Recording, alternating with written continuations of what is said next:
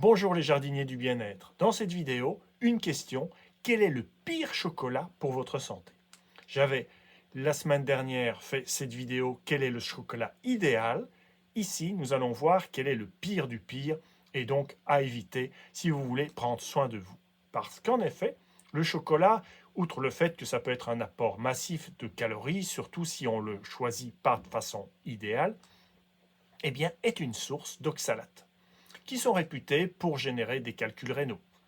D'autre part, il s'agit d'un perturbateur gastrique, c'est-à-dire de l'estomac, qui va conduire à un dérèglement de vos intestins si vous êtes un petit peu fatigué, pas en forme. Alors, comment faire pour avoir le meilleur et éviter le pire? Bienvenue dans cette vidéo, je vais vous proposer des conseils et, une fois encore, des solutions inédites. Je suis Jean-Marie Defossé, physiologiste, et je développe la méthode Coach Respiration. Je suis auteur de livres de référence sur les liens entre fonctionnement du corps et bien-être santé. Et je vous présente tout cela dans le cadre de l'association Détente Vitalité Santé qui vous propose de bouger, manger et vous sentir mieux chaque jour en cultivant justement votre bien-être. Alors, le vif du sujet, le pire chocolat pour votre santé. De quoi s'agit-il? Eh bien, d'abord, sachant que le chocolat, c'est un peu de protéines, du sucre et des graisses. Et lorsqu'on regarde un petit peu les compositions, même avec du chocolat à 70%, parce qu'on va dire 70% de cacao, bah, tout va bien, ce n'est pas un aliment qui est neutre. Regardez un petit peu dans la table de composition, au niveau des sucres, c'est du 70%, je le répète. Qu'est-ce que vous observez? Eh bien, voyez, sucre, glucides, 27 grammes, dont sucre, ce sont les sucres rapides, 22 grammes. Ce n'est pas rien. On va voir au niveau des graisses, et là nous avons une teneur en graisse, c'est dans les matières grasses, de 48 grammes. Alors, faisons un petit peu le bilan, 100 grammes de chocolat, bon, c'est une tablette toute fine, eh bien, noir de 70%, c'est l'analyse que je vous montrais, 22 grammes de sucre, 88 kilocalories, 48 grammes de graisse, 432 kilocalories, et là, nous avons un total de 520 calories. Alors, il faut savoir qu'une personne normale qui n'a pas d'activité physique particulière, elle va avoir besoin entre 2000 et 1500 kilocalories par jour. Donc 500 pour 100 grammes de chocolat, 1500 pour une journée complète, on a quasiment l'équivalent d'un tiers des apports, donc un repas. Ça ne veut pas dire qu'il ne faut pas manger de chocolat, mais sachez que quand vous mangez du chocolat, eh bien ça compte furieusement pour votre apport calorique, surtout si vous en mangez des quantités plus ou moins importantes. Donc tenez-en compte si vous avez un problème de surpoids parce que ce sont des calories en plus. Ce n'est pas la petite chose innocente qui ne comptera pour rien du tout. Ça vous nourrit. Ce ne sont pas forcément de mauvais aliments, mais c'est un apport supplémentaire. Deuxième chose, c'est que si on classe les chocolats en fonction de leur apport calorique euh, par opposition aux bienfaits qu'ils peuvent vous apporter, le chocolat le plus gras, le plus sucré de tous, sans qu'il y ait le moindre cacao dedans, et donc qui n'y ait pas toutes les molécules bienfaisantes dont je parlais dans le chocolat idéal, eh bien, il s'agit du chocolat blanc. Inversement, le chocolat noir va apporter le minimum de calories, mais on vient de voir que même à 70%, c'est quand même l'équivalent pour 100 grammes de un repas. Et entre les deux, vous aurez les chocolats au lait, les chocolats pralinés. Donc, encore une fois, ce n'est pas l'idée d'exclure quelque chose, mais de bien savoir ce que vous mangez.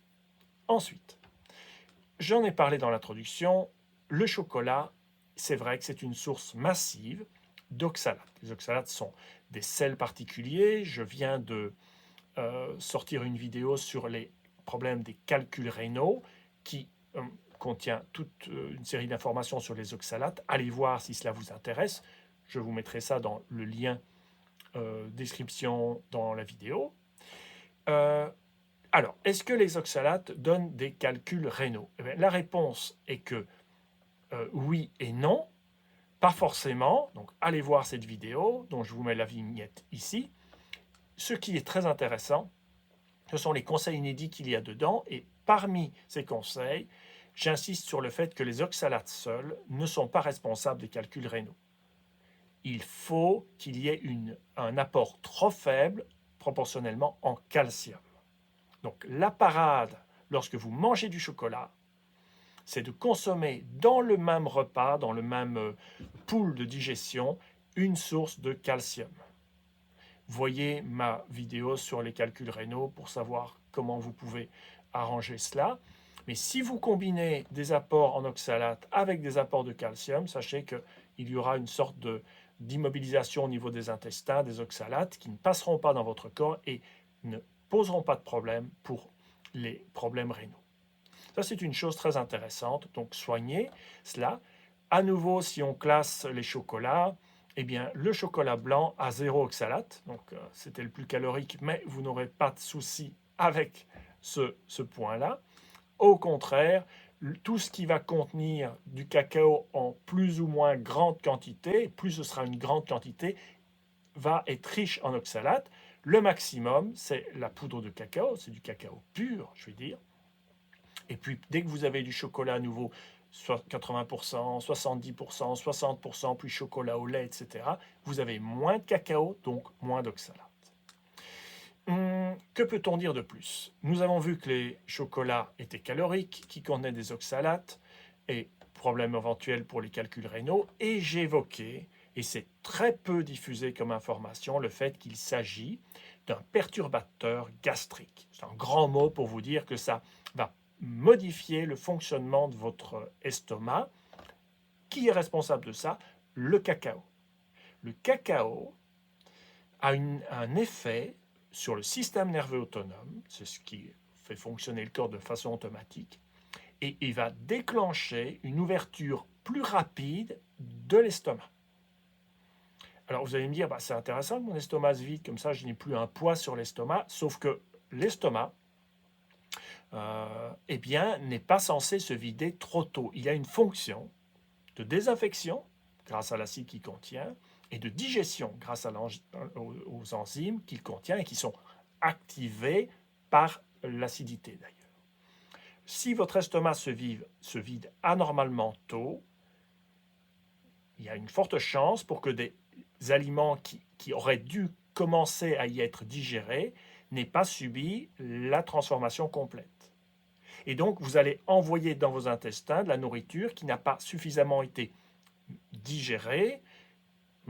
Principalement, il s'agit des protéines qui commencent leur découpage dans l'estomac. Donc, ces protéines n'auront pas été suffisamment découpées alors qu'elles passent déjà dans vos intestins. Et cela va générer un risque accru de développement d'une flore intestinale qui n'est pas bénéfique et ça va avoir un effet de détraquer vos intestins. Si vous êtes en parfaite santé, vous n'aurez pas de souci. Mais si vous êtes déjà un peu patraque des intestins ou par ailleurs stressé, enflammé, le corps douloureux, fatigué, sachez que le chocolat, ou plus exactement tout produit contenant du cacao, ne sera pas forcément du tout votre ami. Et ça peut agir à des petites doses. Et je sais, quand on a les intestins fragiles ou qu'on est fatigué, on veut une petite douceur. Donc en fin de repas, on veut finir par une note fruitée, sucrée. On prend le petit morceau de chocolat et pendant des années, ça m'a fait beaucoup de mal sans que je comprenne pourquoi.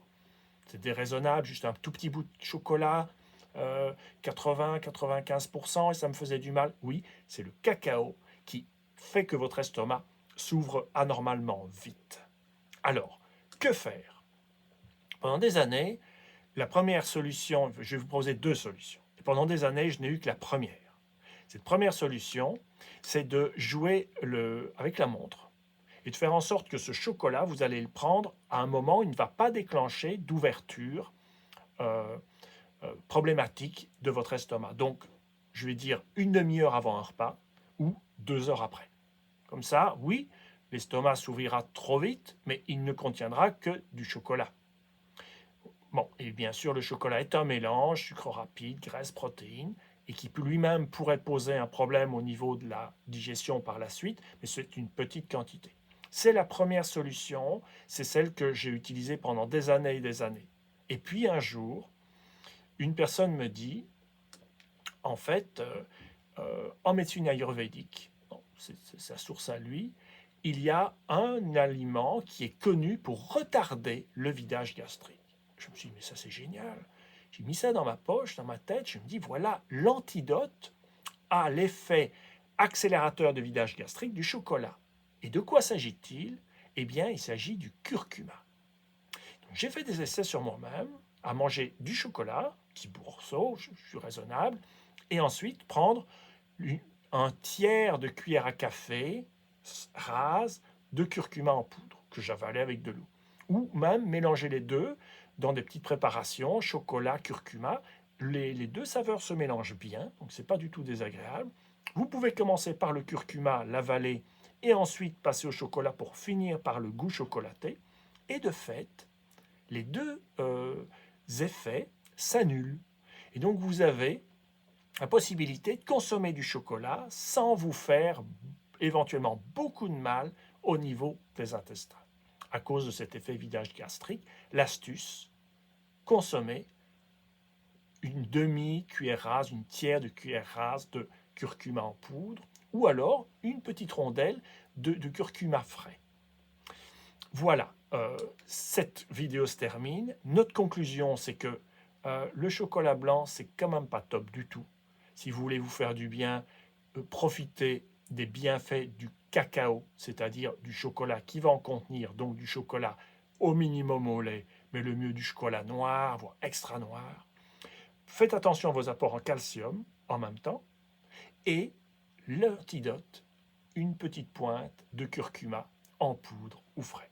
Si vous voulez cultiver votre bien-être, eh bien, continuez à nous suivre sur Détente, Vitalité, Santé. Voyez notre site web, voyez notre lien LinkedIn, et puis rejoignez-nous à travers tous les conseils que nous vous partageons sur ces supports. Je vous dis à bientôt!